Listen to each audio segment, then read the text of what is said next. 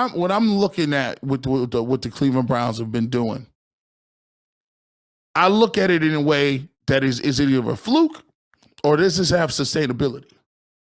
And what I mean by sustainability is this something that can carry on throughout the rest of the year? I've already heard some of the talking points, and that's one of the great things I like to do here with talking points, is I like to drill down and actually make people think and understand what they're talking about, right? So they can spell it out to themselves so they don't have to keep using these talking points. And so people can be like, hey, bro, that's not factually correct. One of the things that people is already trying to tell us is, oh, this isn't sustainable. And I ask you a question, well, if you break it down, what do you mean is this sustainable? Let's be clear. The Cleveland Browns played well on defense, but they didn't even get any turnovers. They won 24-3 and lost the turnover differential. I don't know if being sustainable is not getting turnovers, because that seems more unattainable than the opposite, and meaning that more than likely this team is going to get turnovers. How many games is it going to go without having any turnovers and winning that convincingly? Probably not. So when people ask you, is this sustainable? You say, sure. Because there's going to be some games where we're going to get a fumble, a couple interceptions, multiple strip sacks, all of those good things. We just didn't get them that game. So let's not act like that was the highest of high we could play at. Like that was a rarefied air. I mean, we played really great, don't get it twisted, but we didn't even still get no turnovers. It's point A. Point B, is this sustainable? I mean, the offense didn't really play that well either. I mean, there was multiple times Marquise Goodwin had beat the secondary that was deep and had an ability to have a big shot play. And due to the weather or due to the just not being able to grip the ball the right way, those balls were either underthrown. There's times it was skipped to Elijah Moore, ball was underthrown. Amari Cooper, balls were underthrown. And we didn't even hit none of our big plays. So what about that is so crazy that we couldn't sustain it? I argue that what do you mean? We played horrible one parts of the game. So when you say, can you keep that up? Yeah, but we're going to look to get better than that. That was bottom of the barrel for us. What are you talking about, bro? Where are you getting this from? Did you watch the game? I don't know if it's a sustainable. I mean, Nick Chubb played well, but I mean, for Nick Chubb, he's not even that excited. Chubb sitting back like this with the non-concern face. He only had 106. How many big, long runs did Nick Chubb have? He had some nice runs, but he's capable of knocking off 40, 60, 80, 90 yards. He's capable of getting you for 250. He's capable of hitting you for 3 touchdowns. He didn't even get that. He had 106 in sloppy terrain. Is that sustainable? I'd argue the other way. More than likely, he's going to play better than that. Not at that level. We talked about the turnovers. We were going down for a score with Jerome Ford. He fumbled the ball. We were in their territory when the ball got tipped and Deshaun Watson threw an interception. Them is points right there.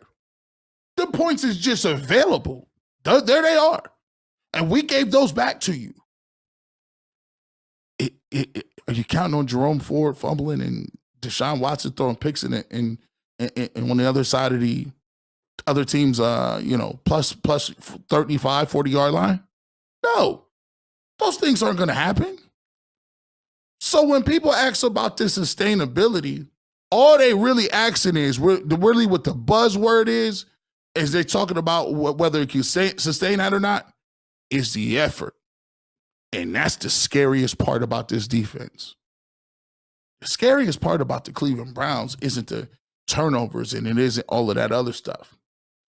It is the sheer speed and the sheer want and the swarming to the football. I'm a big Game of Thrones fan, and I'm really upset, just like a lot of other people, right? But the Game of Thrones did a really good job of phrasing and posing why you should be scared of the White Walkers. They did an excellent job of that. First, the thing that was so scary about the White Walkers is obviously they just had no plan. They had no grievance or gripe. You're just like, why y'all mad? Negotiate or something. Do you want one of the dragons? Just let us know. Like, do you want the children? You keep taking these children from the woods. Let me know what we can do to negotiate.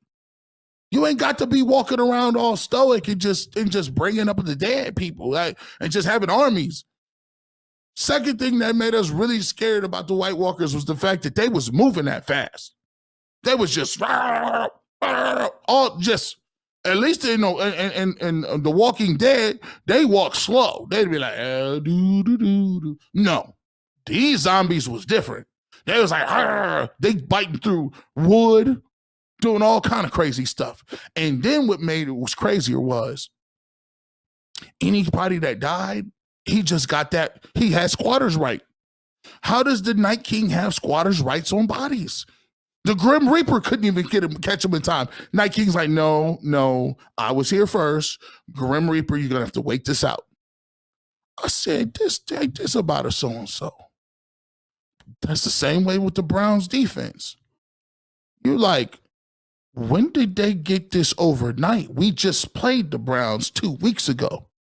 Where is all of this? And who unleashed this Myles Garrett beast? They letting him play backer. They're just walking around. He's just unleashed. Remember back in the day, the red coats the red coats in the American Army used to line up, on Big History Buff, line up, and they used to play a fair, equitable game. This is the way we do war in Europe. I get my musket. We wait till our brothers and brethren on the line get their musket. Gunpowder. I don't know why he had to bite for gunpowder. Rifle, get together. Drummer play. Flag bearer ready to go. And then we take turns shooting the other group. Pow! They shoot them. Now it's their turn. They do the same song and dance and shoot your line. You're like, what? What kind of archaic gentleman's handshake rules were those? And then what happened is the Indians started being like, oh, no, listen, we about to catch y'all at night under cover of no dark. We about to be like, you're going to have fires. We're going to be catching you boys slipping all times of the day. It is on site whenever we see you. They're like, what kind of ghost? Y'all letting them do this? This is outrageous. Who said they could hide behind trees? That's what the Browns defense looked like. Who said Myles Garrett can stand up? Who said it? They got this other guy, Darius Smith. He's over here fast as heck too. And they ain't playing no zone. What? They're not letting us get 5 yards off our receivers aren't getting free releases? So all our sit-down routes and comeback routes and routes that have just been open for the last 25 years aren't there? We're going to have to work for something? Oh, wow. See the way it works? See how that be moving? See how that works? I don't worry about sustainability. All I worry about is the energy and effort that it takes to keep it moving. And Jim Schwartz is a guy that does not look like he's going to let guys start loafing to the football. Maybe it's me. Maybe it is me. And with that being said, before we get to you guys over here, let's talk about this. Let's talk about Kool-Aid. This is a good one here. Let me pull this up. Shout out to our I wanted to shout the two winners out too. That's what I wanted to do in this break. Shout out to my two winners. See, when you give something away, you got to let people be known. You got to let it be known that you can win. Yes, you can. As you can see, Shout out to our 2 barbershop shirt giveaway winners, Jameson Meyer from Bowling Green, Derek Downtown Dansby, I even put his nickname in there, from Cincinnati, Ohio. They got the barbershop shirts sent directly to their houses, fellas. Those were sent out yesterday. You should be receiving those within 5 to 7 business days. And good doing business with you. It just goes to show you it pays to be part of the Kool-Aid Mafia.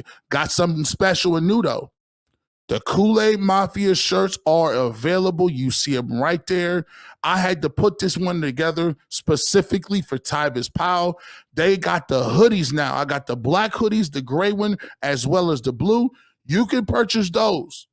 You can purchase those exclusively on bushlinebeauty.com/barbershop. Once again, that's bushlinebeauty.com/barbershop, and you can get those hoodies out there right now. We got the t-shirts available as well. And just because you are part of the Kool-Aid Mafia, and I respect you, and this is why I'm the best in the game. Y'all guys be out here. Y'all not get, how many times you done listen somewhere else and you never got nothing? You ain't get no shirts. These is big companies. This little OG Bush over here, that's how I respect y'all. I rock with y'all. These boys is coming out. I got the Kool-Aid Mafia shirts. Today, we got two people that's going to win the Kool-Aid Mafia shirts today. I'll let you know how you do that coming up in the next break. Shout out to everybody. You got it. We got it written down.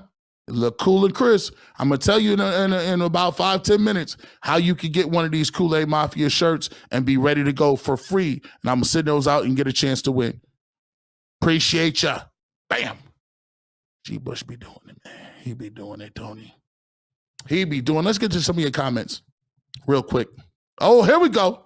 Super chats coming in.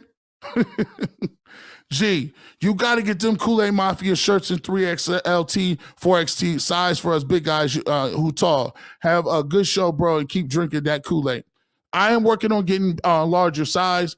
You know how it is. I try to do my thing. I try to have my stuff only come from America, right? So to do that, to support American businesses, this is coming from North Carolina. It gives me a quicker turnaround to get it to you guys.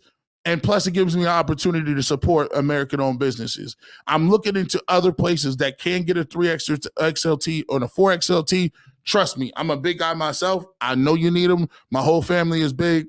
Unfortunately, at this point, that's the biggest sizes they got, but I will continue to work on that for you. And thank you, sir, for the super chat, man. Preston Herring says, I showed up with a whole cup of Kool-Aid, man. Hey, April Fool says, oh my G, it's the barbershop show. Yes, we here. We in here, bro. 323 people watching right now. Let's see if we can get that up to over 400. Make sure you subscribe to the Ultimate Cleveland Sports Show. I'm on every single Monday and Wednesday here on the Ultimate Cleveland Sports Show station from the Palatial Estates, the barbershop studios. You know what it is. Make sure you tell your people 3 to 4 every single Monday and Wednesday over here. Last time the defense was this smug, Marty was coaching. Hey, that's been some years ago, too. Bitter Truth Show, did you know? I didn't even know this. Marty is like 6th all times in wins. He ain't in the Hall of Fame. Marty Schottenheimer, 6th all-time wins. That's crazy. Gabriel Content Raider. What's up, Gabriel? Better roster than the 49ers. Don't exaggerate it. Where are we better? No. We didn't say the 49ers. I said the better roster than the Steelers. I said better roster than the Steelers. I didn't mention the 49ers. Like, I put some respect on the Niners' name. 49ers got a good ball team. I will say this. We're not scared to play the 49ers. Like, we ain't scared. Those hoodies are fire. Yes, sir. Yes, indeed.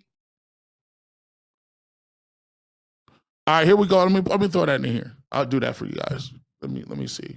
Let me make sure y'all can get that. Oh, come on. Let me make sure I can get that for you. Make sure y'all get that shirt. We want to do it for the people. Pardon me.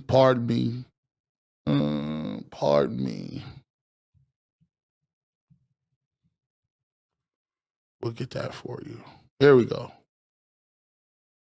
Link is going to be in the chat. If you guys want to get that, link is in the chat. There you go. Bam. Just sending that out. Boom. There it is. There she goes. All right. Bitter truth, yeah, Marty was a damn good coach. The players cost him some games, man. Rob Cunningham, what's up, man? Hey, G, you downtown for the home for the pregame coverage? I am not going to be at pregame coverage. I got other responsibilities that I'm actually doing. I'm working with Bleacher Report on support pregame stuff. However, I'm going to try to make it down to do some UCSS content coming up here at the Muni lot before I got to start recording my other stuff. And I'll give you guys a head up so you guys can pull up on me in the Muni lot. I know a lot of you guys is down there, man. Mick the Dog, any truth that the rumor league thinking of making a rule a defensive end is not allowed to line up standing over the center? That's corny. Like, I don't like that's the equivalent of I mean, that's the equivalent of saying that a wide receiver, they shouldn't be able to stand up while they're running routes, because at one time they used to have to put a lot of receivers was in a 3-point stance when it was running. That don't make no sense.